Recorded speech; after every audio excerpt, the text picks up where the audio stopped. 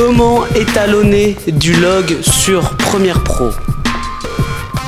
Je vais dans cette vidéo vous donner une méthode en 3 étapes pour que vous puissiez avoir un rendu plutôt qualitatif en très peu de temps. Je tiens à préciser que cette méthode est valable pour Premiere Pro, mais elle est aussi valable pour les autres logiciels de montage. La première étape consiste à retexturer votre image. Qu'est-ce que j'entends par là? Le log est un format très désaturé, très pâle, très décontrasté. Votre but, ça va être de rajouter du contraste, rajouter de la saturation pour arriver à une texture d'image à peu près normale. Pour ça, il y a plusieurs façons de procéder. Vous pouvez tout d'abord utiliser l'effet accentuation qui est un peu compliqué à doser au début, mais qui une fois bien maîtrisé peut s'avérer très efficace. Vous avez aussi la fameuse technique de la courbe en S, c'est-à-dire que vous allez placer 3 points sur votre courbe d'exposition et la régler un petit peu en S comme ça. Maintenant que vous avez réglé la profondeur des noirs et des blancs dans votre image, vous allez devoir régler les couleurs et c'est la deuxième étape. Bien régler la teinte et la température pour que votre image reprenne des couleurs plutôt normales.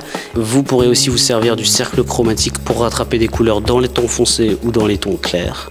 Veillez bien à ce que le noir soit bien noir et que le blanc soit bien blanc. Mon petit conseil, c'est de légèrement sursaturer votre image pour un petit peu mieux voir les couleurs quand vous serez passé à l'étape 2 et ensuite de rebaisser la saturation pour que ça soit normal.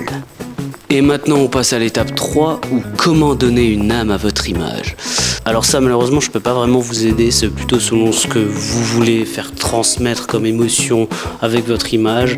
Mais en gros l'idée ça va être de pousser certains curseurs légèrement au-dessus de la norme pour dégager une certaine originalité à votre image.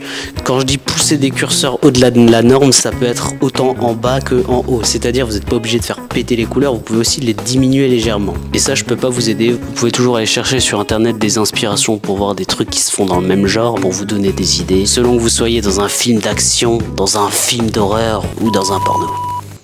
J'ai oublié de vous préciser qu'il existe aussi des luttes, c'est-à-dire en gros des filtres de colorimétrie tout faits dans presque tous les logiciels, faits par des professionnels de la profession qui peuvent vous mâcher le travail en intégralité ou partiellement. Moi personnellement, je vous déconseille d'en utiliser parce que ça vous empêche de vous entraîner.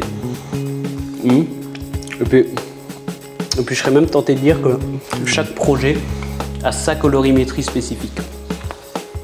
Mais bon, ça peut toujours aider, c'est toujours bon à savoir.